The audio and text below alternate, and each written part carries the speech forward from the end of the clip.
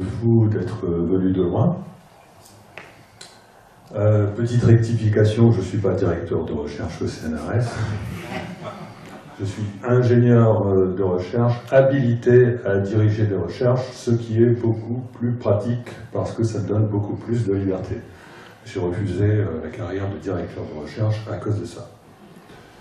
Donc je vais vous parler ce soir du lien entre la synchronicité et le libre arbitre, sachant que pour moi il est évident, c'est-à-dire que en fait, pour moi l'existence du phénomène de synchronicité est une preuve du libre arbitre. Alors je vais essayer de vous expliquer pourquoi. On va fonctionner avec deux écrans. Je pense que ça va le faire. Voilà. Donc, qu'est-ce que c'est qu'une synchronicité? Une synchronicité, c'est une coïncidence, donc coïncidence d'événements, de deux événements en général, qui est très improbable.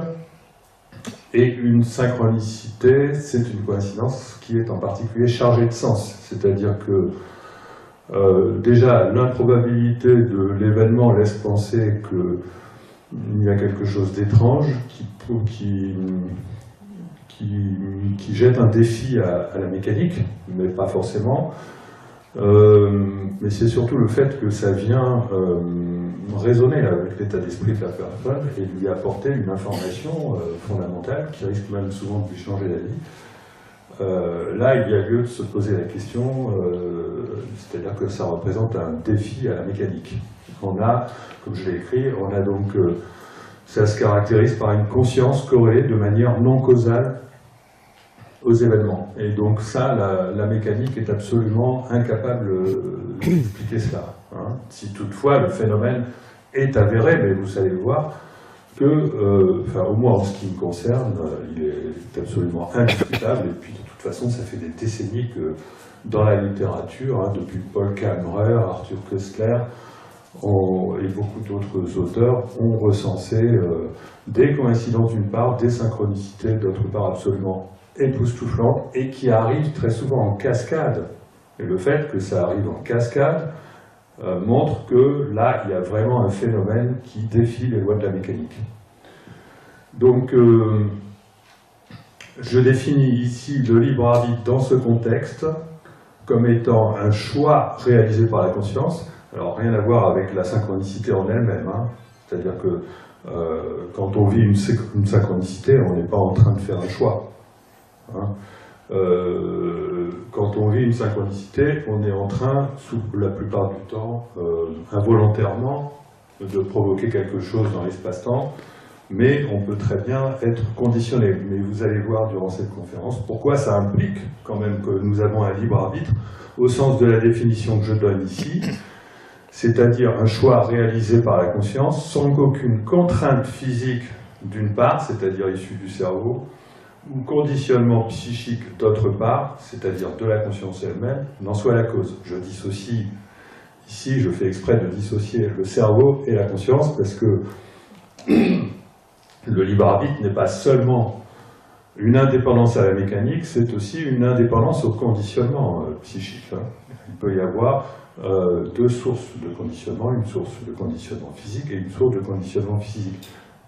Et ce que je prétends, c'est que malgré cela, il existe un libre arbitre, on va voir pourquoi. Donc vous connaissez certainement l'exemple du scarabée d'or de Jung. Oui. Bon, je le refais rapidement. C'est un jour, dans les années 50, je ne sais plus exactement, Jung reçoit une patiente qui a un problème, un blocage dans sa thérapie. Elle lui raconte son rêve, un rêve qu'elle vient de faire et dans lequel elle a vu un scarabée d'or. Et donc, au moment où elle lui raconte son rêve, il y a quelque chose qui tape à la fenêtre du cabinet de Jung. Jung va voir et ramasse un scarabée en or, justement, enfin un scarabée d'or, qu'il pose devant sa patiente en lui disant « Le voilà, votre scarabée ». Et elle a été tellement frappée par cet événement que ça a complètement débloqué sa thérapie.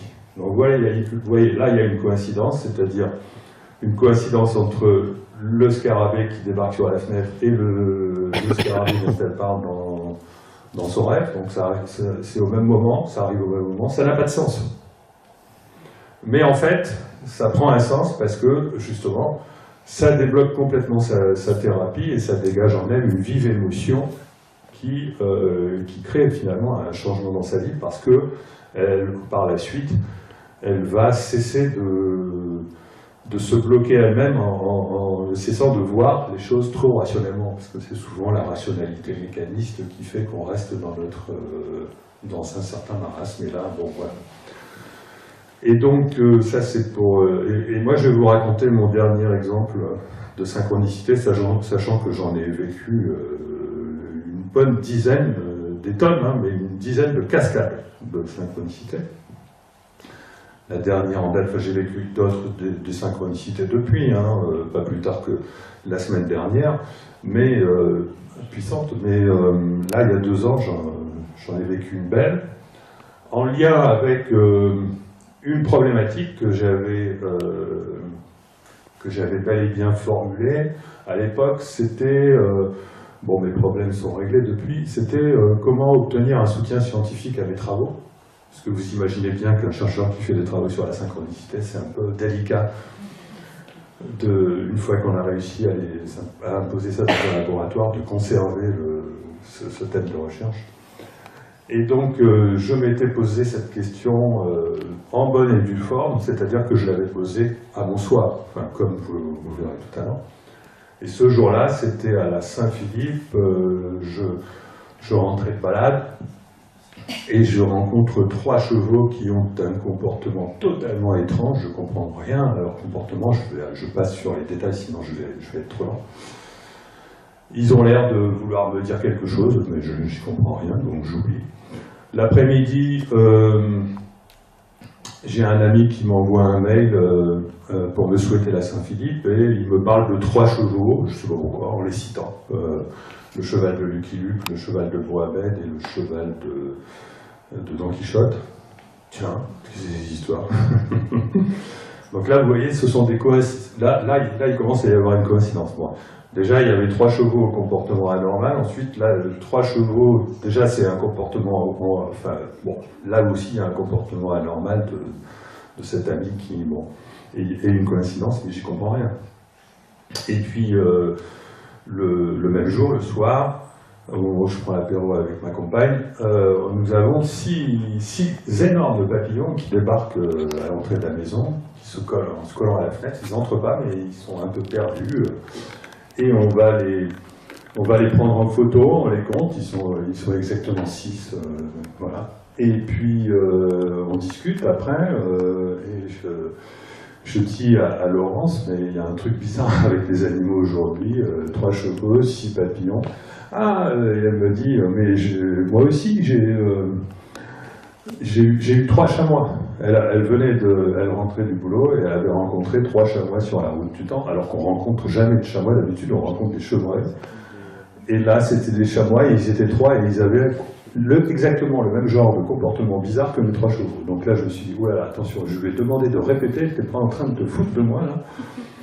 Enfin, et non, puis Laurent, c'est plutôt quelqu'un de sincère, je n'ai jamais vu se foutre de moi. Et donc, le lendemain, le son, ça va, c'est bon. Le lendemain, bon, la nuit porte conseil, et puis je me rends compte que finalement...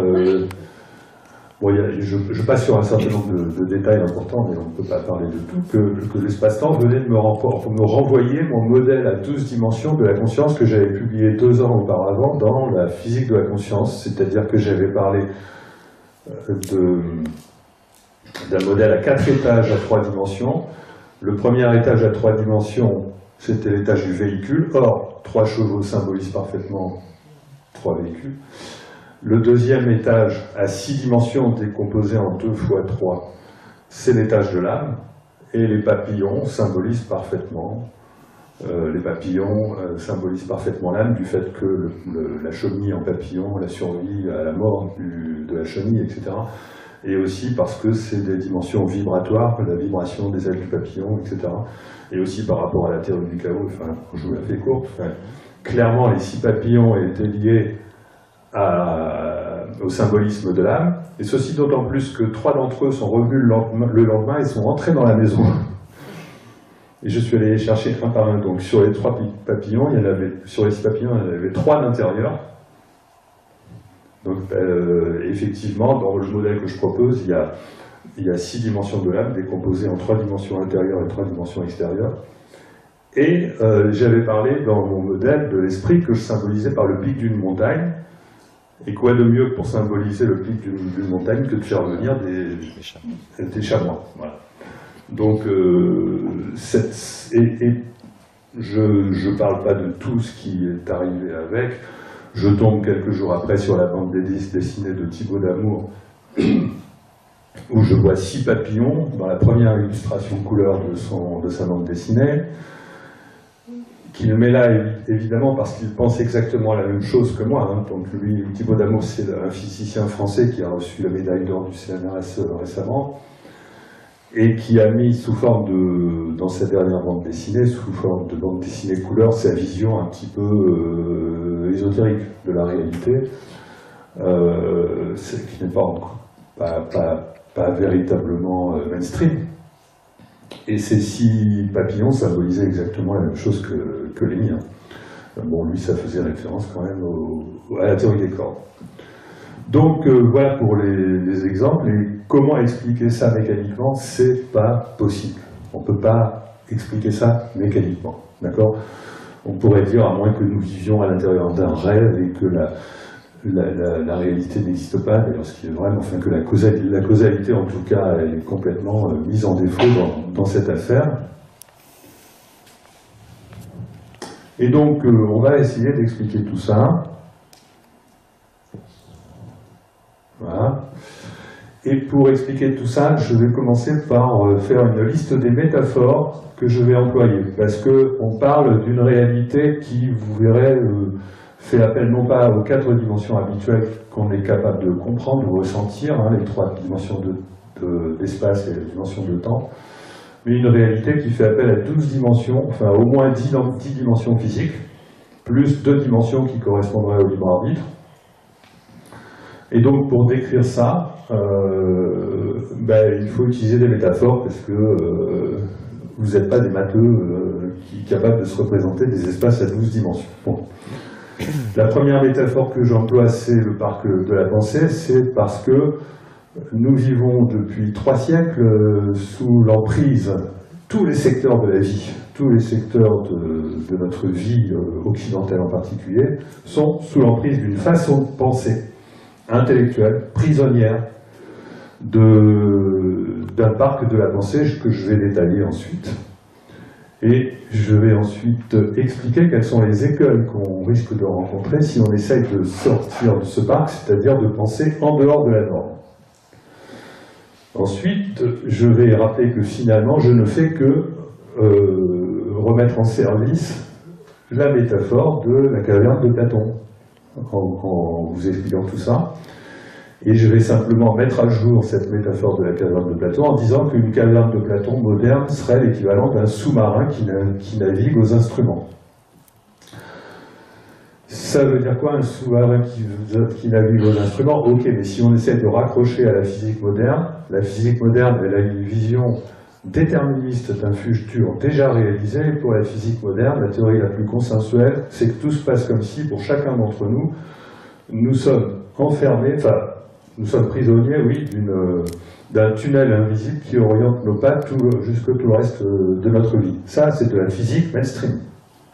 Hein, vous entendrez de grands physiciens vous confirmer que oui, c'est comme ça qu'on voit les choses en physique. Et pourtant, il existe en physique 2 versions différentes de la réalité, une qui prévaut dans l'infiniment petit, une qui prévaut plutôt dans l'infiniment grand, et dans l'infiniment petit, ce qui prévaudrait, ce serait plutôt une réalité qui correspondrait à un arbre de vie, à un multivers de possibilités dans lesquelles les physiciens mainstream disent que nous avons effectivement, potentiellement, une myriade de vies alternatives. Mais pour préserver le déterminisme, ils disent que ces myriades de vies alternatives de la conscience concernent d'autres consciences de nous-mêmes, d'autres moi, tout aussi conscients que nous, qui vivraient en même temps que nous, ces vies dans des univers séparés au-delà de l'horizon cosmologique. Et il y en aurait toutes les conneries que vous avez réussi à ne pas faire, d'autres vous-même les feraient actuellement dans des univers au-delà de l'univers cosmologique. Et il y en aurait qui réussiraient ce que vous n'avez pas réussi à faire. Ça, c'est la vision mainstream, publiée dans plusieurs ouvrages, par Max Tegmark, par exemple, par de grands physiciens qui ont toute l'audience qu'il faut et qui vendent une tonne de bouquins et qui, voilà. Et même Aurélien Barros en a fait un peu l'écho en France. Et même Thibaut Damour n'est pas tout à fait clair là-dessus, flirte un peu avec cette vision des choses.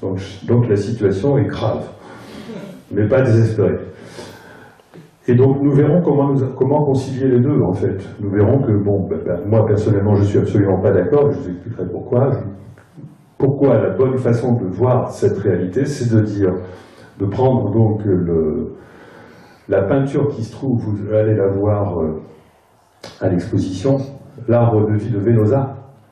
C'est l'arbre de cristal, c'est ça? L'arbre céleste. L'arbre céleste. L'arbre céleste de Robert Venosa, qui est un arbre à branches cylindriques. Et donc vous prenez une des branches cylindriques et vous avez le tunnel invisible. Et donc cet arbre à branches cylindriques illustre le concept, qui est mon concept, que nous vivons dans un multivers qui correspond effectivement à un tunnel invisible qui oriente nos pas, mais ce tunnel peut changer de position à l'intérieur de l'arbre céleste. Voilà, ça c'est... Donc je ne peux pas faire plus simple que de vous dire ça. Et cette façon de voir ça, c'est de faire appel au GPS, c'est-à-dire de dire qu'à tout moment, notre trajectoire dans notre vie, elle est parfaitement définie, mais elle peut changer. Et c'est-à-dire que c'est exactement comme un GPS, donc vous suivez strictement le parcours, mais à un moment donné, vous décidez que, ah ben non, vous n'avez pas envie d'aller tout droit, vous allez tourner à droite. Votre intuition vous dit que non, il ne faut pas suivre le GPS.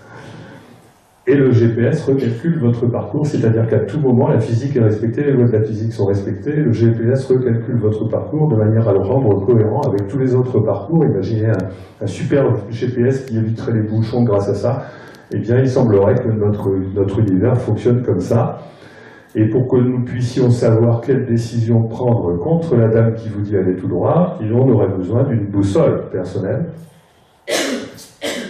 qui serait en fait la boussole de l'émotion, comme le dit Spinoza, ou de l'intuition, ce qui revient un peu au même. En fait, on a un centre mental qui va nous relier à des informations extradimensionnelles via l'intuition, et un centre émotionnel qui va nous relier à ces mêmes informations transcendantes, donc via l'émotion. Donc, voilà, déjà comme ça, avec ces métaphores, vous avez en gros tout compris, donc ça va faciliter la suite de l'exposé. Et donc commençons par le parc de la pensée. Alors ce qu'il faut savoir, mon apport, ce que je n'arrête pas de répéter depuis bientôt 10 ans dans mes livres et conférences, c'est que jusqu'en 1982, il était correct de penser que nous vivions dans un monde fait de matière et que tout était fait de matière, d'objets qui se déplacent et qui sont l'équivalent de poids de matière, l'équivalent d'un billard par exemple, avec des objets qui ont des interrelations qui s'entrechoquent, etc.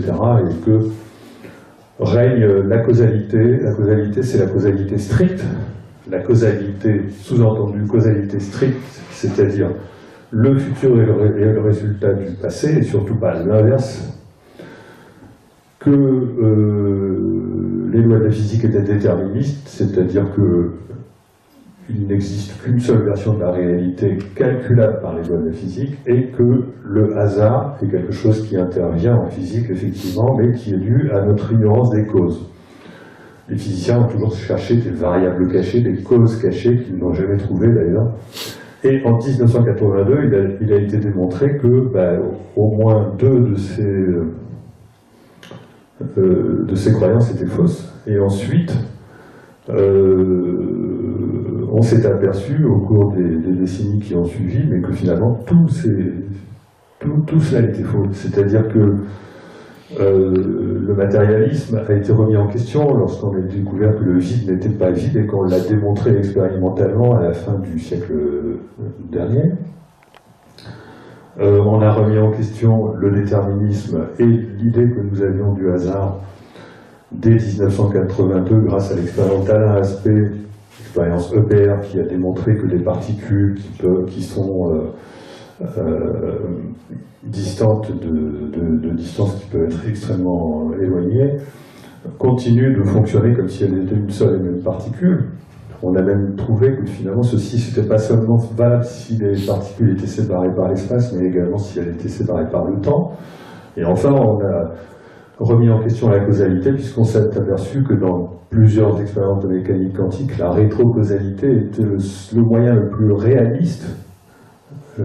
C'était le seul moyen de préserver une version réaliste de l'interprétation de la mécanique quantique. Et donc, on a remis en question des dogmes qui impliquaient que notre conscience était le produit du cerveau, que nous étions des machines biologiques, que nous n'avions pas de libre arbitre et que l'âme n'existait pas. C'est-à-dire que ce qui nous interdisait de penser que l'âme puisse exister, que nous ayons un libre arbitre, que la conscience puisse ne pas être le produit du cerveau, etc., c'était ces dogmes. Ils ont tous sauté. Ils n'existent plus aujourd'hui, ils n'ont plus la moindre validité. Ils sont littéralement faux, erronés, à 100%. Alors, c'est ce que je résume ici, en disant que tout en physique, la physique finalement a du mal quand même à accepter ça. Parce que, si vous voulez, ça implique de remettre en question l'usage d'équations pour faire de la physique. Les équations, l'usage d'équations a absolument besoin de travailler avec des conditions initiales, donc on a besoin de causalité, l'idée qu'il n'existe qu'une seule condition finale, donc on a besoin de déterminisme, les mathématiques ont besoin de travailler avec des objets qui correspondent à de la matière, et voilà, et on ne peut pas supporter la rétrocausalité, etc., ça ne fonctionne pas. Donc, si vous voulez, la difficulté qu'on a eue à accepter les résultats de la physique vient du fait que nous utilisons des équations. D'accord ? On utilise des équations avec la variable temps, et en même temps, les meilleures théories physiques nous disent qu'il faut éliminer le temps. Donc la physique, elle est en pleine contradiction. On a deux grandes théories, qui sont la mécanique quantique et la théorie de la relativité, qu'on n'arrive pas du tout à harmoniser. Bon. Alors, si tous les physiciens ne sont pas forcément d'accord avec les interprétations que je donne ici, d'accord, mais je vous les donne pour y voir plus clair. D'accord ? En fait, si on veut ne plus dépendre des équations, il faut changer notre vision de la physique et avoir une vision de l'information. C'est-à-dire que la physique devrait être, à mon sens, une physique de l'information. Parce que finalement, on peut remarquer que les difficultés que les physiciens ont à accepter les résultats de la physique viennent du fait qu'ils ont des difficultés pour accepter la fuite d'informations ou le fait que, si vous voulez, nous vivons dans un espace-temps qui échange des informations avec l'extérieur de l'espace-temps. Parce que la non-localité spatiale et temporelle qui remet en question le hasard issu de notre ignorance des causes peut s'interpréter comme une coordination non locale de notre réalité hors espace-temps, un peu comme s'il existait des marionnettes. Ce qui implique l'existence probable de l'âme. L'indéterminisme macroscopique qu'on a découvert, qui peut s'interpréter en termes d'existence de dimensions additionnelles de l'information. C'est-à-dire que nous ne vivrions pas dans un espace à 3 dimensions, mais il y en probablement 6 de plus. Le le fait qu'on maintienne la causalité envers et contre tout, alors que le futur serait déjà réalisé, montre bien qu'en fait, on ne sait pas prendre en compte des informations qui viennent du futur. Avec des équations, vous ne pouvez pas prendre en compte des informations qui viennent du futur. Et moi, j'essaye avec mon billard de le faire, et même moi, j'ai beaucoup de difficultés, ça demande des temps de calcul considérables. Et on sait que le vide interagit avec la matière, mais on ne sait pas trop comment, et on ne sait pas, là non plus, prendre en compte les informations du vide. D'accord ? Donc, si vous voulez, la physique a essentiellement un problème avec l'information, et c'est la raison pour laquelle, bien que les nouvelles perspectives sont l'existence probable de l'âme, la possibilité de libre arbitre, le fait que nous ne soyons pas des machines et que la conscience ne soit pas le prix du cerveau, eh bien, à cause de l'usage d'équations, à cause de une inertie, eh bien, on n'explore pas au-delà des frontières de la physique actuelle. Il y a une autre raison pour laquelle oui, j'ai oublié de passer... bon, c'est pas grave. Voilà. Prenez-le en photo parce que je l'ai commenté mais je ne voulais pas passer. Non, parce que là je travaille sur deux écrans qui ne sont pas synchronisés, on n'a pas réussi à faire fonctionner le mode duplication. Donc ça je viens de vous le dire et je passe donc à la suite. Donc je vous disais que non, c'est bien ça ou ça? Oui, c'est ça. Voilà. Donc, je vous disais que la physique avait du mal à aller en dehors de ses frontières, parce que on ne sait pas faire aujourd'hui, on ne sait pas comment formaliser une physique de l'équation. Une physique de l'information, ça impliquerait de mettre des équations, on ne sait pas comment les introduire. Et il y a une autre raison, qui intéresse le grand public cette fois-ci, c'est que si on dit que, ok, il y a tout ça, donc, et qu'on laisse l'initiative au public de visiter les frontières, de dépasser les frontières de ce qu'il est convenu de penser dans la norme, il y a un certain nombre d'écueils que je résume rapidement, que je décris, mais là je vais vous les résumer rapidement. Si on descend par l'une des deux failles de la physique, faille du chaos et faille de la mesure, du déterminisme en gros, on descend dans la vallée de l'ésotérisme qui débouche dans l'océan du New Age. Si on va vers le nord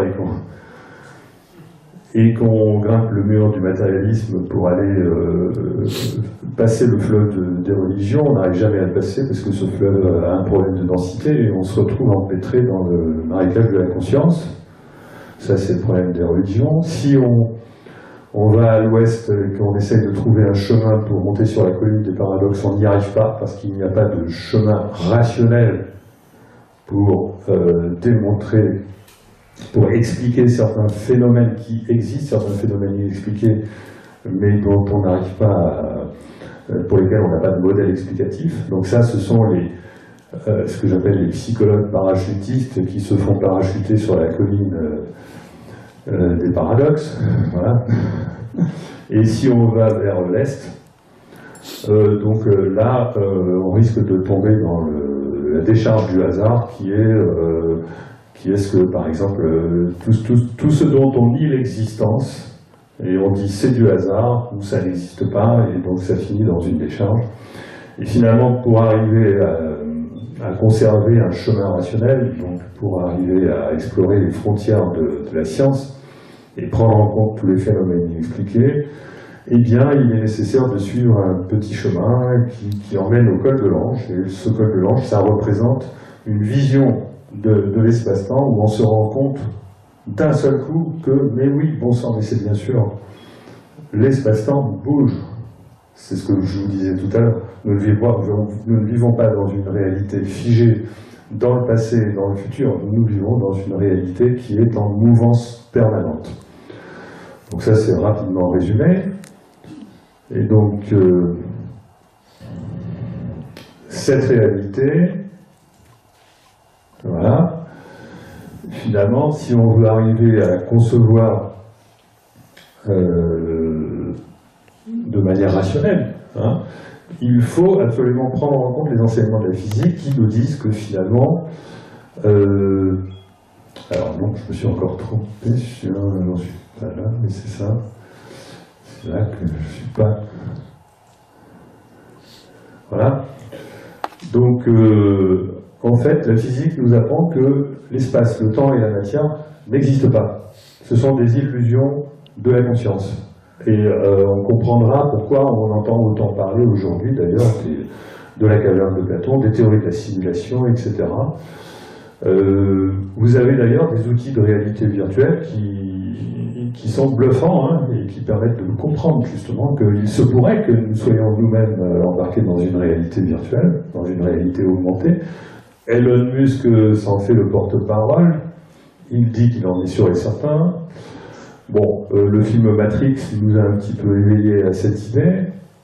Bon, qu'est-ce que ça veut dire exactement? Bon, ce que ça veut dire, c'est que l'espace, il est certain que l'espace n'existe pas déjà, parce que l'espace, il est déformable, il est non local, il est pixelisé, et il est en vibration. Hein, on en est sûr, déformable c'est sûr, non local c'est sûr, pixelisé c'est la théorie qui l'impose, et les vibrations, c'est sûr, on vient de détecter les ondes gravitationnelles. Qu'est-ce que c'est que ce machin-là? La matière, on va nous dire, mais la matière, on s'aperçoit qu'elle n'existe pas non plus, elle est composée de 99,999% de vide, et le reste, on ne sait pas, mais si on veut le modéliser, on tombe sur des vibrations à nouveau.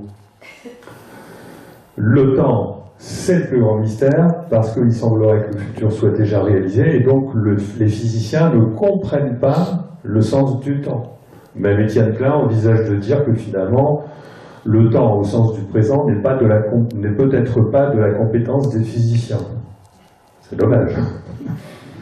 Et finalement, la réalité elle-même n'est pas ce qu'on pourrait imaginer, c'est-à-dire qu'en fait, à tous les niveaux, il semblerait que la réalité soit une superposition de tous les possibles. C'est-à-dire qu'il n'existe pas de réalité unique. Il n'existe que des potentialités à toutes les échelles de la réalité. D'accord ? Des potentialités dont on va dire que, par exemple, elles se densifient lorsqu'elles sont observées. Voilà.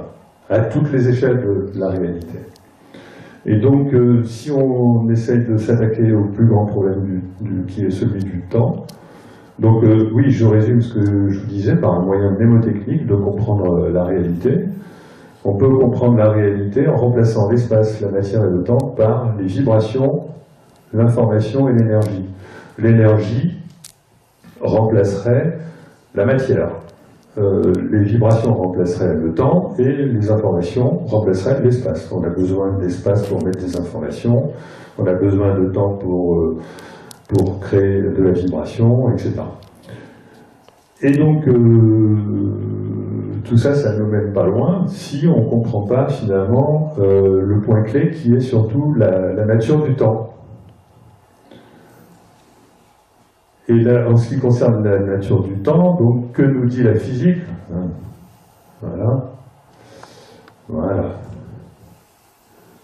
Donc là, la physique, les deux physiques les mieux vérifiées par expérience, la relativité et la mécanique quantique, nous apportent finalement un enseignement convergent sur la nature du temps. C'est-à-dire que la gravité, la relativité manifeste un futur déjà réalisé, et elle le démontre grâce aux horloges atomiques et également à leur application qui est le GPS, qui démontre qu'en fait la chronologie n'existe pas et qu'il est impossible de définir le présent nulle part. Deux événements qui peuvent avoir l'air pour un observateur d'être l'un dans son passé et l'autre dans son futur, pour un autre observateur ça va être l'inverse. Donc vous ne pouvez mettre personne d'accord sur à quel moment se crée la réalité si vous considérez qu'elle se crée dans le présent, puisque ce présent-là n'existe pas. Donc ce qu'il faut chasser de notre vision habituelle, c'est l'idée que notre réalité se crée dans le présent. C'est-à-dire, c'est l'idée que le passé s'est créé jusqu'à aujourd'hui et que l'on pourrait le mettre en mémoire quelque part, ou que l'univers le mettrait lui-même en mémoire ou pas, on ne sait pas, et que le futur n'est pas encore créé parce qu'il n'est pas encore arrivé. Ça, c'est une idée qu'il faut éliminer, d'accord ? Elle n'a plus sa place dans notre vision de la réalité parce qu'elle contredit les mesures physiques, elle contredit les lois de la physique, etc. Et si on accepte de virer cette idée-là, et là on commence à comprendre plein de choses. Bon, il faut continuer à suivre le chemin. La théorie la meilleure aujourd'hui pour essayer de résoudre l'incompatibilité entre les deux grandes physiques élimine elle-même carrément le temps des équations. Et l'un des champions de cette théorie, considéré comme nobelisable, Carlo Rovelli, nous dit que la réalité ne peut pas se créer dans le temps, mais d'une autre manière. D'accord ? Et il propose d'introduire, dans son dernier livre, L'ordre du temps, il propose d'introduire plusieurs temps. Enfin, peut-être pas exactement ce qu'on entend par temps habituellement, mais le temps est quelque chose de beaucoup plus complexe que ce qui semblerait. Et donc, ça pose un problème, c'est que si vous voulez, le fait de faire disparaître le présent est ennuyeuse parce que nous sommes habitués à considérer que notre réalité se crée comme ça quand même. Mais on est habitué, mais par qui? Par quoi? Par notre cerveau. Et en fait, il existe des théories physiques du temps qui nous expliquent, qui sont considérées comme très sérieuses, hein, qui sont publiées, qui nous disent que, et c'est une tendance qui tente à obtenir un consensus actuellement, hein, dans toute la physique, que le temps pourrait être une illusion thermodynamique. Une illusion thermodynamique qui pourrait même être créée par le cerveau lui-même. C'est-à-dire que lorsque notre cerveau nous dit, nous voyons ce qui est en train d'arriver, donc un événement, et dans cet événement, nous sommes capables d'anticiper un certain nombre de choses qui ne sont pas encore arrivées, et nous sommes capables de nous souvenir d'un certain nombre de choses qui viennent d'avoir lieu. Nous sommes au centre de l'événement, notre cerveau nous dit, il y a une réalité que nous voyons grâce à sa faculté d'anticipation, il y a une réalité que nous avons vécue grâce à notre mémoire de l'événement, et c'est cet ensemble-là qui crée finalement la conscience de l'événement. Donc ça, c'est dans le cas où la conscience serait le produit du cerveau. Dans ce cas-là, le cerveau est capable de reconstituer une épaisseur du présent qui est constituée d'un petit peu de futur et d'un petit peu de passé. D'accord? Je suis bien là-dessus? Et donc ça, c'est la vision habituelle. Il semblerait que cette vision-là soit illusoire. Et que la vision qui ne serait pas illusoire, c'est que la conscience a elle-même, par nature, la sensation de l'épaisseur du temps. C'est-à-dire que le temps n'existe pas. Le futur est déjà réalisé. Le temps est comme de l'espace. Et le fait que la conscience perçoit un événement et qu'elle perçoive ce qui va arriver et ce qui est déjà arrivé, c'est dans son présent à elle. Je ne suis pas en train de dire, par exemple, que les personnes qui sont au fond de la salle ne sont pas encore arrivées et que l'écran qui est derrière moi, il fait partie du passé. Ça paraît idiot. D'accord? Eh bien, il semblerait qu'il soit tout aussi idiot de dire que ce qui va arriver dans quelques secondes n'est pas encore arrivé et que ce qui est arrivé il y a quelques secondes est terminé. Non, tout est présent. Et l'enseignement de la physique, aujourd'hui, c'est de nous dire qu'il n'existe pas de futur et qu'il n'existe pas de passé, c'est que de dire que tout est simultané. Mais bien évidemment, on va quand même continuer à utiliser les mots futur et passé. D'accord? Parce que sinon, on ne va pas s'en sortir. Donc, si vous voulez, ça risque d'engendrer des confusions. Moi, je vois des critiques sur Internet où les gens ne s'y retrouvent pas parce que, oui, on dit, Guillemot, il dit que le futur n'existe pas, puis finalement, il dit qu'il existe, donc on n'y comprend rien, etc. Bon, vous voyez, tous les risques de confusion à partir du moment où on ne comprend pas le fait que la meilleure interprétation que nous invite à faire la physique du présent est tout simplement de dire qu'il existe une épaisseur de la conscience, que la conscience est équivalent à la vision que nous avons depuis un sous-marin qui navigue aux instruments de ce qu'il y a par l'intermédiaire des hublots, de ce qu'il y a dans la mer, les rochers devant, etc. Nous avons une vision spatiale du futur. Voilà. Et donc, la grande différence entre le cerveau et la conscience, c'est que pour le cerveau, il n'existe aucune possibilité de choix. C'est la ligne bleue que j'ai représentée là. Le cerveau fait en gros le choix de l'itinéraire de droite parce que c'est le résultat d'un conditionnement biochimique, neuronal, etc.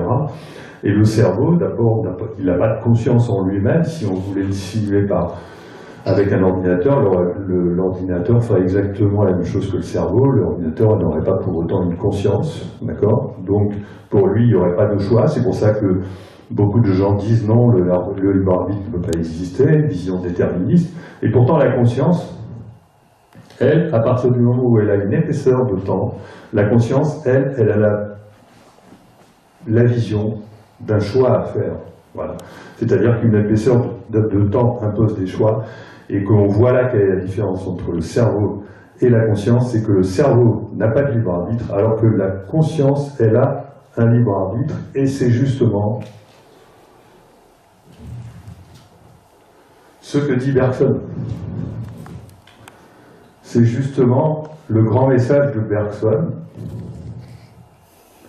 c'est que la conscience est synonyme de choix.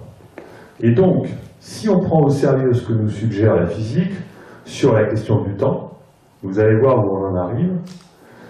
Donc si on prend au sérieux, et les physiciens ne prennent pas au sérieux, j'accuse les physiciens de ne pas prendre au sérieux les résultats de la physique. Si on prend au sérieux les résultats de la physique, on aboutit à l'idée que la réalité ne se crée pas dans le temps, mais d'une autre manière. Bon, s'il y a les physiciens qui prennent ça au sérieux. Le temps au sens du front du déjà créé n'existe pas. Le passé existe encore et le futur est déjà là, mais nous verrons qu'il est flexible, et le futur peut influer sur le présent parce que si le futur change, c'est la conséquence sine qua non, et vous verrez que c'est le point clé des synchronicités et du libre arbitre. Et il serait évidemment possible de voyager dans le futur, ce qui a été démontré par la physique, et voire qu'on pourrait même envisager de voyager dans le passé. Bon. Mais tout ça, c'est pour mieux comprendre notre réalité. Mais ce qui est intéressant là-dedans, c'est que on dépeint ici une réalité qui, d'un point de vue cybernétique, n'est pas complète. Il faut adjoindre la réalité de la conscience qui pourrait, à ce moment-là, jouer un rôle de navigation dans l'espace-temps. Et c'est le fait de permettre une navigation par les choix de la conscience qui modèlerait l'espace-temps. C'est-à-dire que c'est la conscience qui valide à tout moment l'univers dans lequel nous vivons collectivement. C'est-à-dire que la conscience passe son temps à nous faire des changements d'univers. C'est-à-dire que le multivers de myriades de possibilités que nous avons de mener nos vies existe potentiellement, mais à tout moment, nous avons une seule vie qui va être réalisée, celle qui est en train d'être réalisée par nos choix, et celle qui est réalisée par une partie de nous-mêmes, on ne sait pas qui se trouve en dehors de l'espace-temps et qui détermine nos choix futurs. Et donc ça introduit donc la question suivante, est-ce que la physique autorise le libre arbitre? Et là, je prends référence à mes travaux, mais tout d'abord aux travaux d'autres physiciens comme Antoine Suarez et Nicolas Gisin, qui ont répété dans le domaine relativiste l'expérience de mécanique quantique la plus importante du XXe siècle, tout de même, donc c'est pas tout à fait n'importe qui. Nicolas Gisin nous explique, et je suis entièrement d'accord avec lui, que nous avons un libre arbitre potentiel, tout simplement parce que les nombres réels, tels que les mathématiques les décrivent, ne peuvent pas exister dans la réalité. C'est-à-dire que aucun objet ne peut avoir, par exemple, une position dans l'espace qui peut être définie avec une infinité de décimales. Non, la position des objets dans la réalité ne peut être définie qu'à partir d'un nombre de décimales fini. Et c'est à partir de là que, justement, le libre arbitre peut exister. Vous verrez pourquoi. Antoine Suarez dit exactement la même chose, mais d'une façon différente, en nous disant en quelque sorte que le multivers dont parlent les physiciens nous appartient à nous, qu'il appartient à nos choix. Et moi, je le démontre. Ça fait plusieurs années que je travaille je fais des calculs de milliards, et j'ai enfin réussi, j'ai publié déjà en 2013 des résultats, et j'ai enfin réussi à montrer de manière convaincante que notre espace-temps pourrait avoir 6 dimensions additionnelles dans une publication que j'ai faite l'année dernière dans la fameuse revue Annals of Physics. Donc c'est quelque chose qui est aujourd'hui à prendre en considération. Et d'ailleurs, cette publication que j'ai faite dans cette grande revue, je vous l'annonce, est la plus lue, enfin la plus téléchargée en tout cas, des publications des dernières années d'Annals of Physics. Et du coup, je suis invité à beaucoup de congrès de physique quantique, de physique statistique, etc. Mais pour l'instant, c'est encore trop tôt. J'ai besoin de faire encore une autre publication pour bien muscler ces résultats avant de les présenter moi-même à la communauté internationale. Et donc, ce que conclut cette publication, c'est la chose suivante, la chose la plus importante à retenir de cette conférence, c'est que ce n'est pas la mécanique qui détermine le cours des événements. Ce n'est pas la mécanique, on vous rebat les oreilles en vous faisant croire que vous êtes des machines, etc., et que vos choix sont conditionnés par votre cerveau, c'est complètement faux. D'accord ? Les choix que vous faites dans votre vie peuvent effectivement être conditionnés par votre cerveau, ils peuvent aussi être conditionnés par votre conscience, qui est à différencier du cerveau, mais ils peuvent aussi, dans le cas où ce sont de véritables choix authentiques, on verra ça tout à l'heure, ils peuvent se faire hors du temps, en dehors de la causalité. D'accord ? Ce que je vais démontrer plus précisément, c'est qu'il est nécessaire de rajouter 3 dimensions à l'espace-temps pour décrire les choix qui sont obligatoires dans le présent, et 3 de plus pour décrire les choix qui sont obligatoires au niveau de la destination. C'est la raison pour laquelle je propose un modèle de la conscience à 3 étages. Un premier étage qui décrit en fait la conscience matière, ce que j'appelle le véhicule. Un deuxième étage qui décrit notre conscience du présent, ce que j'appelle le conducteur. Et un troisième étage qui décrit notre conscience de la destination, dont nous ne sommes pas conscients, c'est-à-dire la conscience du soi qui décrit le guide. Et donc, là, à partir de là, donc, si vous voulez, normalement, dans les conférences antérieures que j'ai fait quelques conférences où j'ai un petit peu musclé mon discours avec des arguments de physique. Donc, j'avais 6 slides, je ne vais pas vous les faire, sinon vous allez... voilà. Voilà les arguments, je ne vais pas vous développer les arguments physiques autour de ce que je vais vous dire ensuite. Vous pouvez les trouver sur une conférence qui est en ligne en 2 versions sur mon site web. Une conférence que j'ai donnée dans un congrès mainstream qui s'appelle l'Ère du temps à Nice au mois de juin de cette année, où j'ai parlé de ce que j'appelle le temps cybernétique. Et là, donc, j'ai approfondi, puisque j'étais devant un public de scientifiques, j'ai approfondi mes arguments en expliquant pourquoi l'information était une grandeur physique, pourquoi les physiciens avaient oublié de tenir compte de la perte d'information dans les interactions, ce qui est la base de ma publication récente, en mettant en évidence un paradoxe du déterminisme qui explique aux matheux qu'ils n'ont pas le droit de faire des calculs au-delà d'une certaine limite en rapport avec l'information qu'on met dans les conditions initiales, en décrivant ce que j'appelle l'explosion des branches du multivers dans un milliard, c'est-à-dire quelle que soit la précision à laquelle vous travaillez, même si vous faites des calculs, et j'en fais, à 64 bits, à 128 bits de précision, même si vous faites des calculs à 10-40, 10 puissance 35, même si vous dépassez la résolution de l'univers pour vos calculs, vous êtes obligé de les arrêter. Et au moment où vous les arrêtez, il apparaît un multivers de possibilités, exactement le même que celui qui apparaît, même si à précision plus faible. C'est-à-dire que vous ne pouvez pas échapper au multivers. Vous ne pouvez pas échapper aux myriades de bifurcations qui apparaissent, quelle que soit la précision à laquelle vous travaillez. Ceci est très important et mal compris, et je suis très bien placé pour comprendre que c'est mal compris, puisque même moi, je n'y croyais pas avant de l'avoir trouvé par le calcul.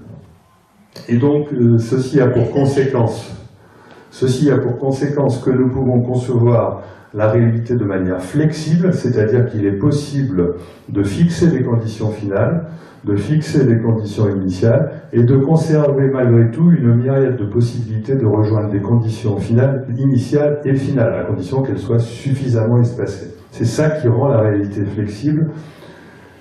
Et pour essayer de décrire comment cette flexibilité peut se réaliser en dehors de l'espace-temps, on a besoin de concevoir notre réalité plus comme un cerveau que comme une grosse mécanique atemporelle. Notre réalité, et d'ailleurs, aujourd'hui on est capable de simuler ce qu'on appelle le phénomène d'intrication quantique grâce à des réseaux de neurones, et donc justement, l'intrication quantique pourrait être le phénomène qui intervient lorsque, si quelqu'un fait un choix et change son parcours, ça va avoir une incidence sur les parcours d'autres personnes, et donc il est nécessaire que les parcours de ces personnes soient intriqués.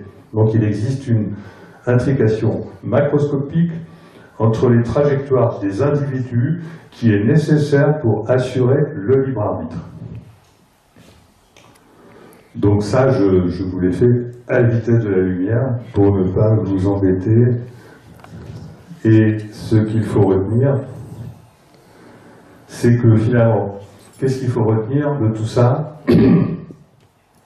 C'est que tout se passe comme si, dans notre réalité soi-disant mécaniste, en fait, tout ce qui arrivait dépendait de ce qui arrive dans l'infiniment petit.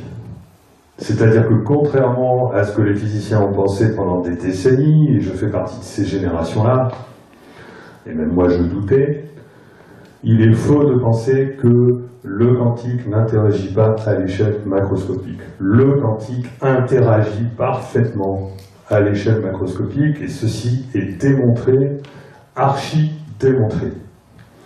On en avait déjà connaissance via la théorie du chaos, mais ça n'a pas été bien travaillé, cette affaire-là. Donc, qu'est-ce qu'il faut en déduire? Maintenant, on va passer aux conséquences humaines de cette affaire-là.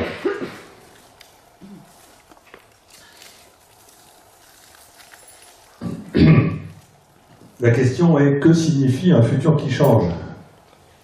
Parce que nous, on est capable de changer notre présent, de faire des choix dans le présent, mais notre futur, il change sans nous. Alors,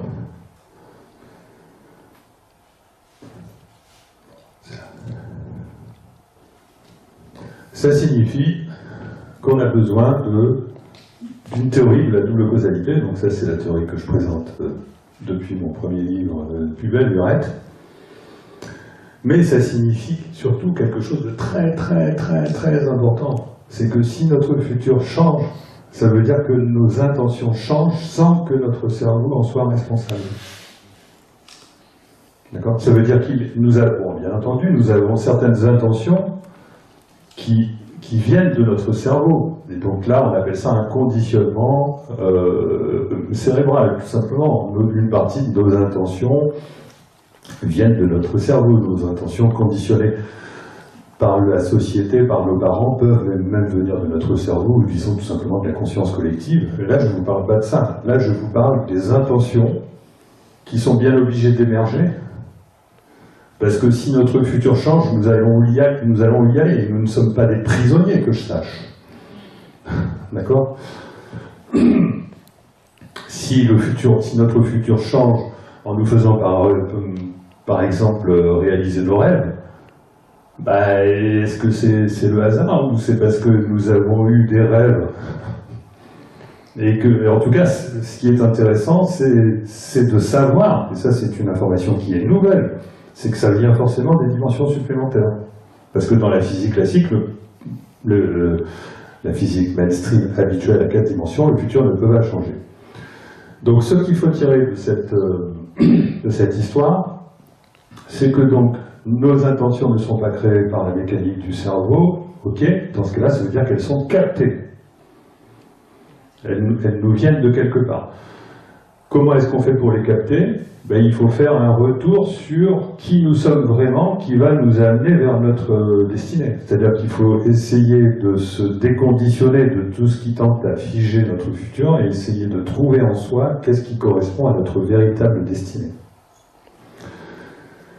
Et donc la théorie de la double causalité, ça consiste à dire qu'une fois qu'on a capté ces intentions authentiques, je les appelle authentiques ou libres parce qu'elles ne sont pas créées par le cerveau, eh bien on les a en quelque sorte conscientisées, et cette conscientisation implique que nous les avons validées, donc nous sommes en mesure effectivement de les réaliser, et donc cela va les exciter dans le futur, et donc leur excitation va créer des effets dans le futur qui vont devenir les futures causes d'effets dans le présent, et c'est ça qui va expliquer les synchronicités.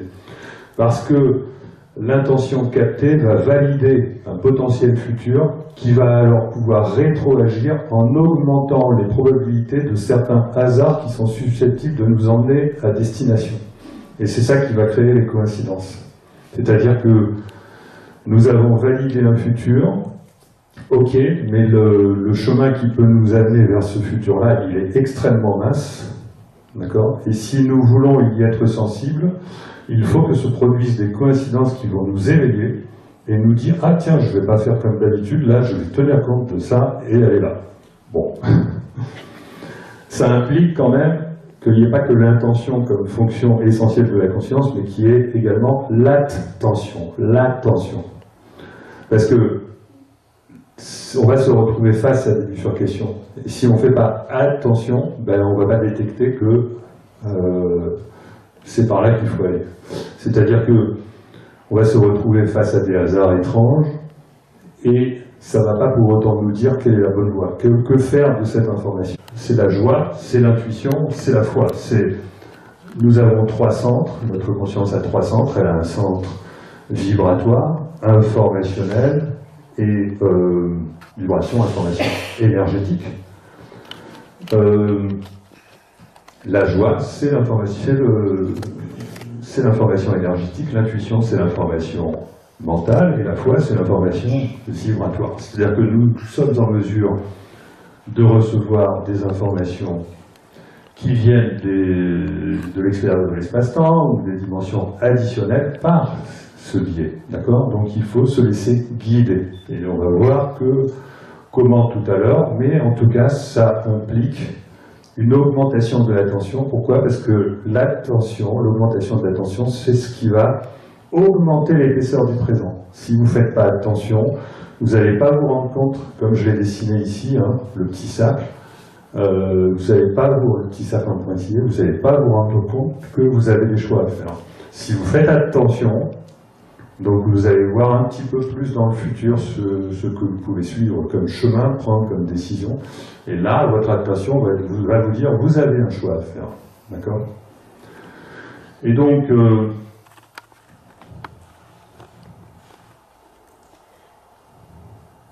ça veut dire quoi?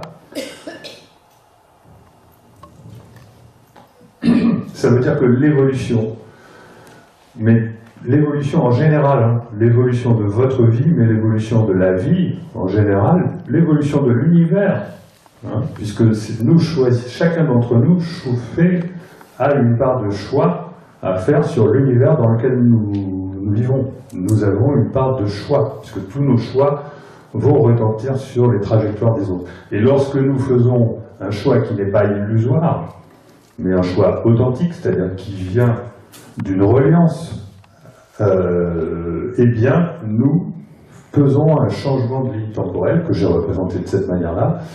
Et c'est ce qui explique que, contrairement à ce que nous dit la physique, l'univers pourrait évoluer de façon négantropique, c'est-à-dire aller vers l'ordre plutôt qu'aller vers le désordre. Aujourd'hui, le consensus des physiciens, c'est de dire qu'on ne peut pas sans que l'univers, il n'y a rien à faire, mais il va forcément aller vers le désordre, quoi qu'il arrive.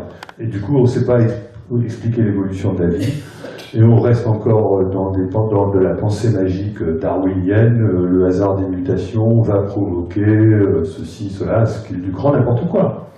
Alors que si on introduit la conscience en physique, ou au moins à côté de la physique, on dispose maintenant, grâce aux dimensions supplémentaires, etc., tout ce que je vous explique, d'une explication qui permet de comprendre l'évolution de la vie et pourquoi nous allons vers l'ordre et non pas vers le désordre.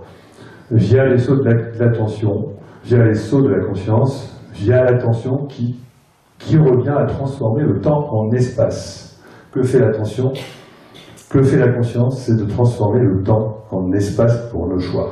C'est-à-dire que ce qui va nous arriver devient comme une carte géographique dans laquelle d'un seul regard nous choisissons notre parcours. La conscience transforme le temps en espace.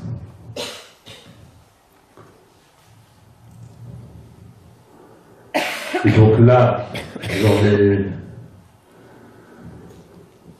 c'est ce que je vous disais tout à l'heure, hein, donc finalement que je vous ai déjà expliqué. Sauf que là, j'ai rajouté qu'est-ce que ça fait intervenir comme entité. Donc, ça fait intervenir notre corps physique. Donc ça, c'est les petites flèches bleues en bas. Là, j'ai représenté l'espace-temps quadridimensionnel habituel, tel que le représentent les physiciens. Mais ça fait intervenir notre conscience, dissociée du cerveau, qui correspond aux 3 premières dimensions additionnelles, les dimensions du choix. Le temps qui se transforme en espace via la conscience, c'est le rôle du présent, c'est le rôle de la conscience de notre vie quotidienne. Ce à quoi il faut rajouter 3 dimensions supplémentaires pour définir notre destination. Notre destination, c'est forcément nous-mêmes. À la fin de notre vie, nous allons faire le bilan et personne ne va nier qu'il a vécu ce qu'il a été. Donc, à partir du moment où nous acceptons de définir comme qui nous sommes, ce vers quoi nous allons, autant définir cette entité-là et s'en servir, lui donner un nom qu'a déjà donné Jung, qui s'appelle le soi, qui correspond à notre inconscient. Et ça tombe de source. Et comme rien n'est jamais totalement déterminé, même en rajoutant 6 dimensions additionnelles, il faut envisager encore la possibilité d'un extérieur à cet espace-temps décadimensionnel, et là, ça nous dépasse, et là, si vous voulez, on peut invoquer la notion d'esprit, de Dieu, de tout ce que vous voulez. Voilà. Mais ce qui est cohérent dans le modèle que je vous propose, c'est la chose suivante.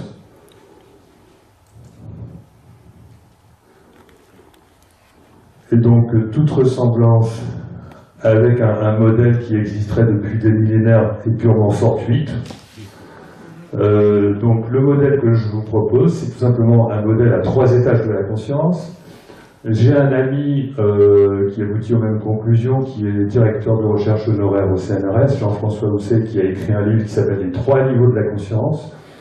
Nous sommes complètement tombés d'accord sur ce que représentaient ces 3 niveaux. Moi, je les ai déduits de ma théorie, du billard. Lui, il les a déduits de ce qu'il a vécu personnellement, parce qu'il a vécu durant sa vie une expérience qui est un peu similaire à une LDE, une expérience de mort imminente, mais ce n'était pas une mort imminente, dans laquelle il se retrouvait en situation de se voir étendu sur son lit, mais de voir aussi un deuxième corps, son corps de conscience. Et il était dans son corps, je sais pas où, enfin bon. Et donc, et c'est pas le seul témoignage de ce genre. Bon, alors là, je vous explique ce modèle à 3 étages de la conscience. Ça reprend la mécanique du billard, d'accord?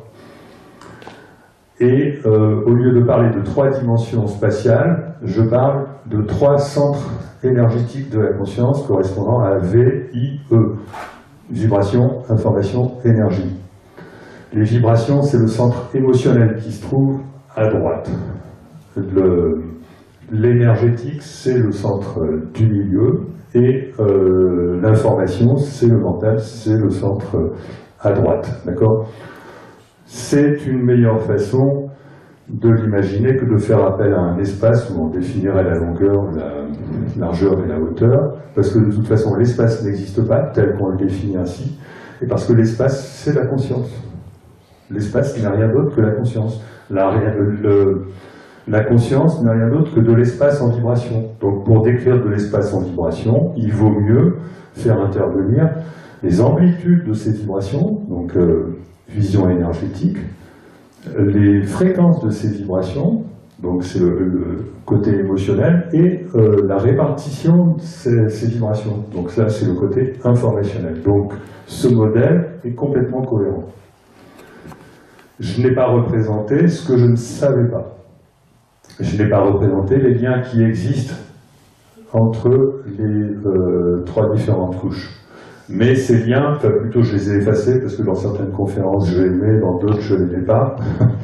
Là j'ai voulu garder simplement ce dont on est à peu près certain, et j'ai quand même rajouté mon interprétation de... Voilà, j'ai parlé de mental conditionné, ça c'est notre conscience a un mental conditionné, l'émotionnel conditionné, et j'ai représenté donc les centres énergétiques du soi qui correspondraient donc à la connaissance universelle, à l'être intérieur et à l'amour inconditionnel que nous décrivent les expérienceurs. Et tout en bas, vous avez la dimension du temps. Et on peut considérer que la création de notre réalité se fait de haut en bas, en visitant tous les centres, jusqu'à arriver à la densification temporelle qui, en mécanique quantique, correspond à la réduction de la fonction d'onde. Donc, maintenant, on va passer aux aspects pratiques. Donc, les aspects pratiques, c'est de dire comment mener notre vie en tenant compte de ce modèle. Il s'agit de mener notre vie en tenant compte de la connexion entre le moi et le soi, c'est-à-dire entre les trois centres du moi et les trois centres du soi. Donc, je vous la fais courte, puisqu'il y a trois centres et qui sont différents. La confiance est reliée au centre émotionnel, le lâcher-prise est relié au centre mental, le détachement au centre énergétique, de manière à s'en déconditionner. La confiance, c'est ce qu'il faut développer pour se déconditionner du centre émotionnel, le lâcher-prise, c'est ce qu'il faut développer pour se déconditionner du mental, le détachement pour se déconditionner de l'ego. Parce que je vous ai dit tout à l'heure, nous avons un libre arbitre potentiel, mais si nous avons supprimé les contraintes physiques, c'est-à-dire que si nous cessons de... Voilà, si nous avons un corps en bonne santé, si nous ne sommes pas malades, si nous ne sommes pas contraints par différents paramètres physiques, il nous reste les contraintes potentielles psychiques et dont il convient de se débarrasser pour pouvoir recevoir les connexions au centre supérieur. Et ça consiste dans la pratique à sortir des sentiers battus pour développer la conscience, à laisser agir ce qui arrive pour développer le lâcher-prise, et à accepter le changement dans ce qui arrive, ce qui implique le détachement. Et à ce moment-là, apparaissent, à travers la prise de risque, apparaît la foi, à travers le fait de suivre, se faire confiance, suivre son guide intérieur, apparaît l'intuition, et le simple fait de donner de soi fait apparaître la joie. Ce qui implique tout de même des efforts, parce qu'on a du mal à lâcher prise, on a du mal à avoir confiance, etc., etc. Donc il y a plusieurs méthodes pour ça.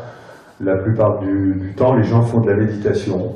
Moi, je fais de grosses randonnées qui me font bien suer dans la montagne. Il y a aussi le rapport avec la nature. Il y a plein d'autres, aller se coucher, faire la sieste, avoir une sieste un peu méditative, etc. Et surtout, il y a un conseil que je donne, parce que ça marche, c'est-à-dire que si on veut évidemment faire ça, c'est pour arriver à se relier à qui nous sommes. Donc il faut d'abord faire un retour sur soi pour essayer de ressentir qui nous sommes. Donc ça consiste à faire le bilan de sa vie pour essayer de se souvenir de ce qui nous a apporté le plus de joie. Et ça consiste à ensuite faire émerger une intention de faire quelque chose qui nous permette de nous réaliser. Et donc ça implique de se retrouver face à un questionnement. Oui, mais comment je fais? Oui, mais... Voilà, ok, je veux bien être telle personne qui fait telle chose, mais comment je le fais, quoi, en gros. Hein. Donc on a besoin de conseils. Donc faire une demande. Dans ce cas-là, il faut faire une demande. Et ça va déclencher les synchronicités qui vont petit à petit nous amener vers la réponse. Je vais passer ma vie à l'expérimenter. Avant d'écrire des livres, j'ai passé ma vie à l'expérimenter inconsciemment.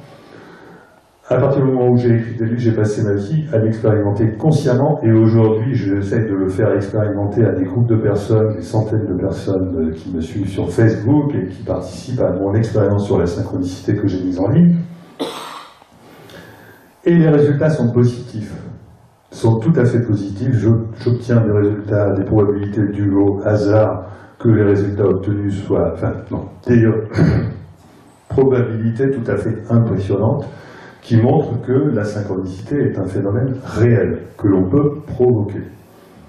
Et donc, ça pose quand même un problème, parce qu'un type comme moi qui dit au grand public qu'on peut créer des synchronicités, oui, non, c'est là. Ça pose quand même un problème, puisque ça amène les gens à voir des signes partout. Donc j'ai une responsabilité devant le public pour essayer quand même de dire « Ah, mais faites attention, parce que on peut aussi se leurrer. Hein. » La meilleure façon d'être sûr qu'on a bien reçu, on a bien un retour de l'espace-temps par rapport à la demande qu'on a fait, ou qu'on a bien vécu une synchronicité, c'est de le vivre en cascade. Mais on ne peut pas le vivre en cascade, c'est-à-dire coup sur coup, si on n'est pas sans arrêt en train de douter de l'interprétation à donner à tout cela. Ce n'est que lorsqu'on est vraiment exigeant à l'improbabilité de ce qui arrive que l'univers vous les resserre en permanence. C'est-à-dire que vous restez authentique par rapport à votre démarche, c'est-à-dire que vous dites « je continue d'y croire, mais ça ne me suffit pas ». Et à ce moment-là, les cascades arrivent. Bon, mais sans parler de cascades, on peut se tromper pour différentes raisons, parce qu'il y a 4 types de hasards étranges potentiellement porteurs de sens.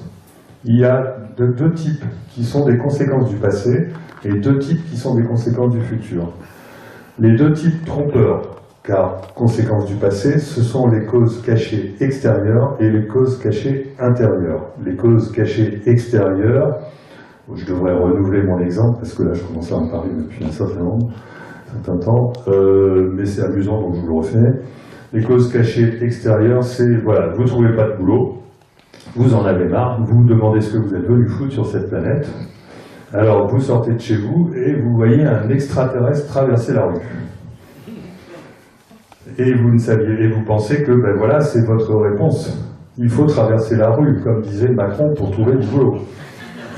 Mais ce que vous aviez oublié, c'est que ce jour-là, c'était carnaval.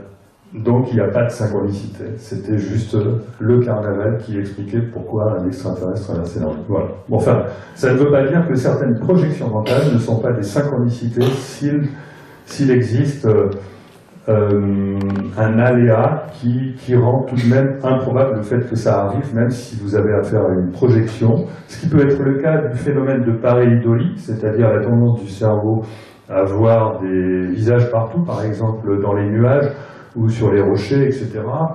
Et donc le simple fait de voir ce genre de choses peut nous donner l'impression de vivre une synchronicité si ça résonne avec une demande ou un questionnement intérieur. Bien là, il faut se méfier parce qu'il faut comprendre que notre cerveau a véritablement tendance, donc là il s'agit d'une cause cachée intérieure, à nous faire projeter du sens là où il n'y en a pas. Ce qui ne veut pas dire que dans certains cas, ce sens qui n'existerait tout de même pas si on tombe effectivement par hasard. Donc là, je modère un peu mes propos. Maintenant, il existe de véritables synchronicités au sens d'influence du futur, de 2 types, c'est-à-dire 2 types tout à fait heureuses, hein, donc qui vont vous permettre de réaliser vos rêves. Donc là, c'est souvent via des cascades où on a des circonstances rocambolesques ou des séries d'événements qui vous amènent comme par miracle, ou aussi des emmerdements devant lesquels on pourrait avoir le réflexe de dire non, là je suis en train de déconner, la preuve il n'arrive que des ennuis, alors que simplement il est normal que si vous alliez vers un nouveau futur, à partir du moment où il est encore instable, votre ancien futur crée des ponts pour vous y ramener sous forme d'emmerdement, hein, par exemple, ce que ça m'est arrivé, une panne de voiture sur l'autoroute, etc., etc. Donc, ne pas interpréter les emmerdements étranges qu'on peut avoir comme des mauvais signes. D'accord ? Les interpréter comme le signe que vous allez vers quelque chose qui n'est peut-être pas encore assez solide et que donc cet événement est en train de tester votre détermination.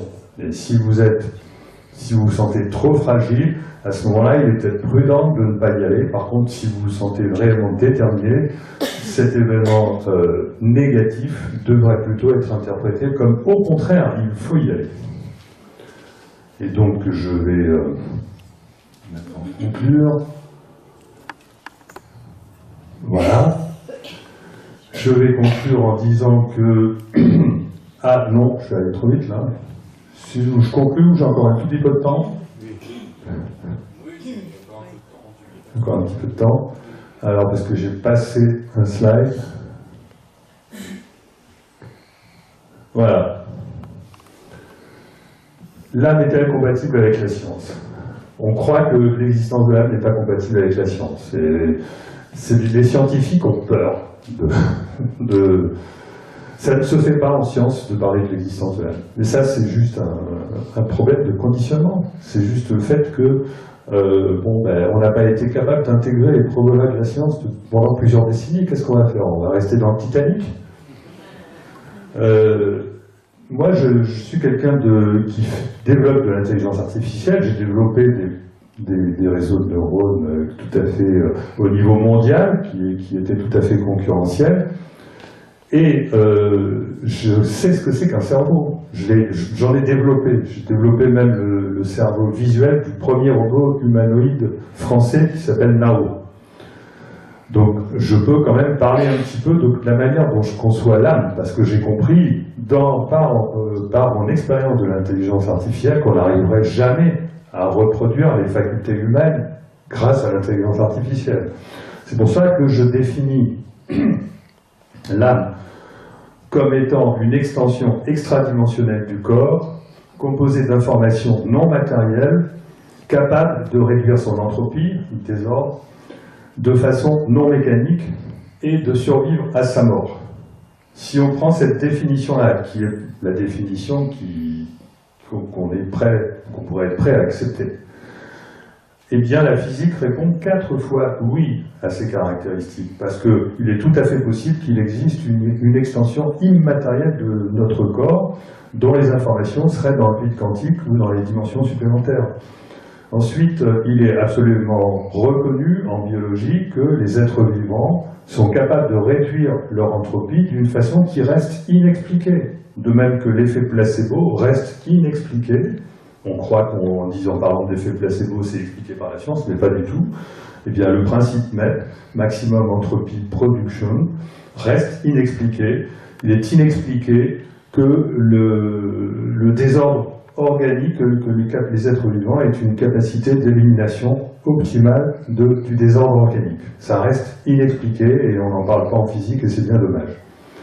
Ensuite, le caractère non exclusivement mécanique de l'évolution du vivant, ben oui, on le sait, ça vient de l'indéterminisme des mécaniques aussi bien classiques que quantiques.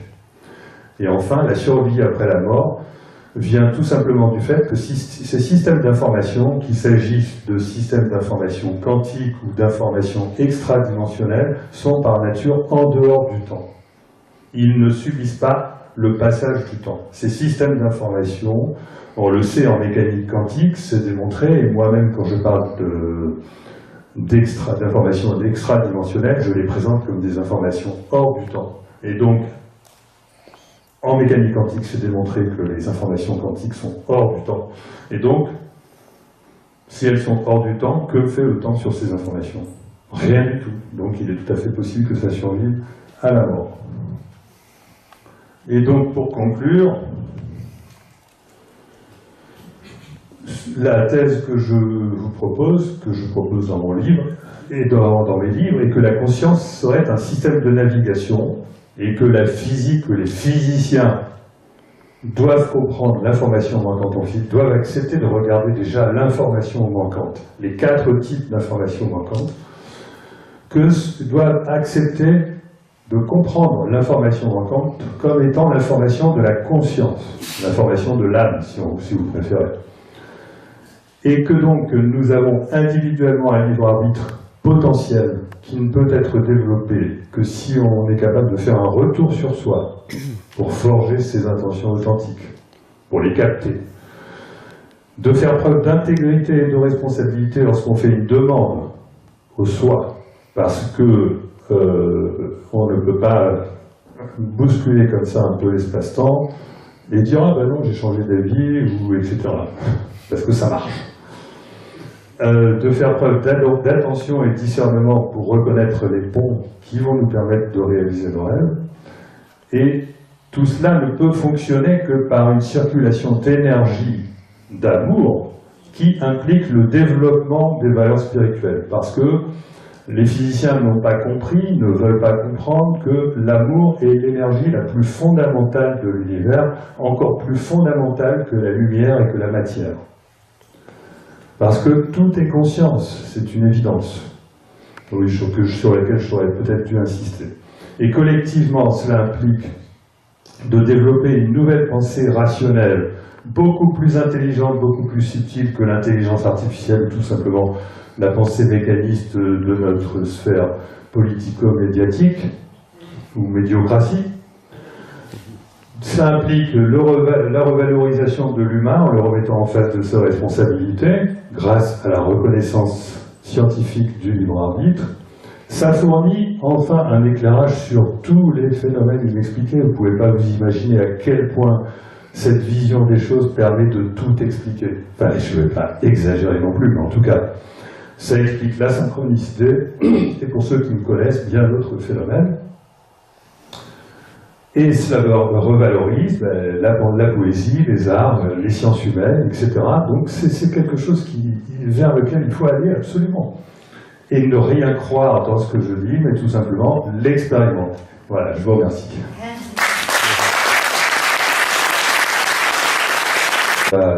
Qui modifie notre taux vibratoire. C'est-à-dire que il est plus facile de modifier ses pensées.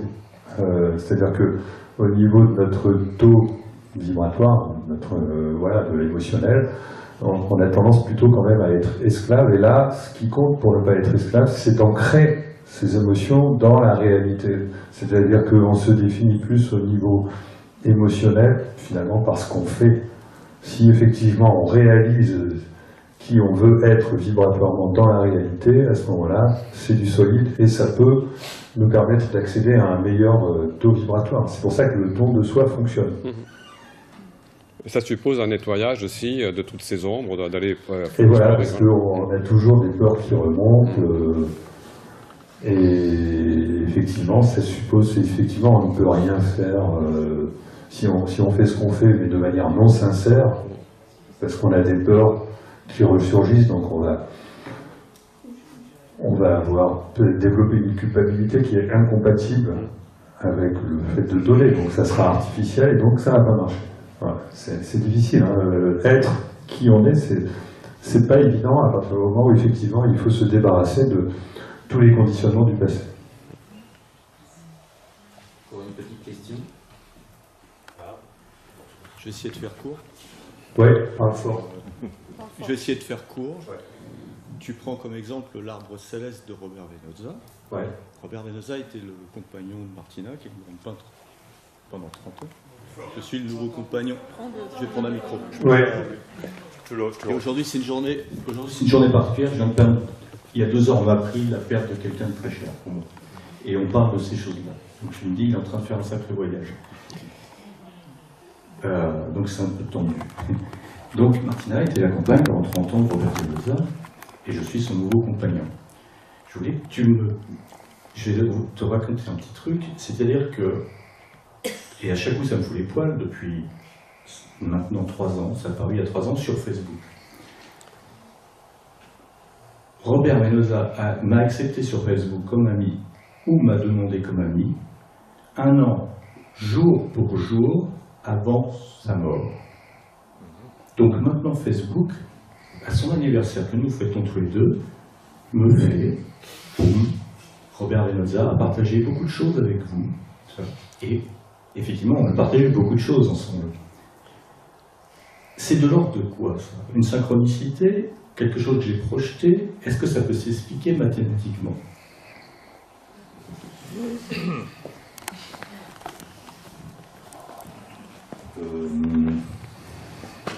Je ne sais pas. Pour moi, je suis exigeant sur les probabilités. Donc là, on dit souvent, hein, les physiciens, les scientifiques opposent souvent au fait de voir des hasards un peu partout, le fait qu'il est normal que certains hasards étranges arrivent rarement. C'est-à-dire qu'il est normal. Et donc c'est à ce moment-là que les gens vont s'exprimer pour dire « Ah, ben j'ai vécu une synchronicité », mais les autres ne s'expriment pas. C'est normal, puisque s'il y a... Là vous dites, on est sur une chance sur 365, mais est-ce qu'on est allé interviewer 365 autres personnes pour leur demander si elles ont vécu ça ou pas? Donc vous voyez, il est normal que de temps en temps, il nous arrive des choses étranges. Donc il faut essayer d'évaluer la probabilité, et une chance sur 365, et en plus là, on est dans un cas où on ne devrait pas faire ça. Il faut d'abord dire, bon, à partir d'un moment, là, je m'éveille à tout ce qui va arriver, parce que là, tiens, c'est étrange, il y a une correspondance de date anniversaire. Ok, bon, ça ne veut rien dire, sauf s'il arrive quelque chose. Sauf si dans la foulée, il arrive une cascade d'événements étranges qui font que là, ok. Mais là, non. Enfin, parce que je suis exigeant. Mais en fait, peut-être que oui. Parce que, si tu veux, il faut différencier ton point de vue personnel sur ton vécu qui peut être juste et le fait d'en témoigner au public qui peut être trompeur. D'accord? Donc il faut différencier un point de vue personnel qui peut être juste, mais moi si je donne ce genre d'exemple, je fabrique des fous. D'accord? J'invite à n'importe qui à voir des signes partout. Donc il faut être extrêmement prudent avec ce genre de choses, et notamment être extrêmement exigeant avec les synchronicités. Et une dernière question, s'il vous plaît. Ça fait deux. Là où? Là, une ou deux, pas plus. Deux derniers. Trois dimensions supplémentaires temporelles. Je voulais savoir ce que vous en pensiez. Si on reprend l'émotion temporelle des Grecs de Kéros et Aion, est-ce que ça tient la route ou est-ce que c'est complètement... Ça tient la route, mais j'en ai pas parlé. D'accord. J'ai dû en parler dans une des conférences, parce que bon, ça implique un modèle de l'univers avec un univers conjugué qui est justement le royaume du soi. Le modèle que je vous ai proposé ici, c'est un modèle à 10 dimensions de l'espace-temps. En fait, l'espace-temps a réellement, à mon sens, 10 dimensions physiques et non pas 12. D'accord ? Par contre, je pense que l'espace-temps complet, global, en faisant intervenir l'évolution de l'univers via la conscience, on a besoin de rajouter 2 dimensions supplémentaires, ce qui sont les 2 dimensions du libre arbitre. Pourquoi? Parce qu'il existe un libre arbitre dans notre réalité, dans notre univers, qui provient de la connexion entre le soi et le moi. Parce qu'on a le choix de se connecter ou de ne pas se connecter. Et il existe un autre libre arbitre dans l'univers conjugué, et là qui correspondrait à l'aion, parce que le premier libre arbitre correspondrait au... Comment? Kéros, voilà. Il y a Chronos, Kéros c'est le libre arbitre correspondant à la connexion du soi au moi, mais dans l'univers conjugué existerait donc cette fois-ci pour définir les conditions finales, parce que le Kéros correspond au libre arbitre du choix, c'est-à-dire que nous sommes en train de changer carrément la réalité, on est sorti du temps. Hein. Et l'aion correspond à la définition de la destinée aux conditions finales, et ça c'est le libre arbitre qui correspondrait, à mon sens, entre le libre arbitre du soi, hein, correspondant à la connexion entre le soi et l'esprit, ou le soi et Dieu si vous préférez, pour ceux qui sont... voilà. Donc oui, il faudrait rajouter 2 dimensions, mais qui ne sont pas réellement des dimensions mathématiques, c'est-à-dire des dimensions, ce sont des dimensions Oui, il faut les rajouter, mais elles ne permettraient pas de faire des calculs parce que c'est ce qui échapperait définitivement au calcul. Voilà. Dernière question, s'il vous plaît. Il y avait une dernière... Non, ça va. On te laisse un temps de signature et puis on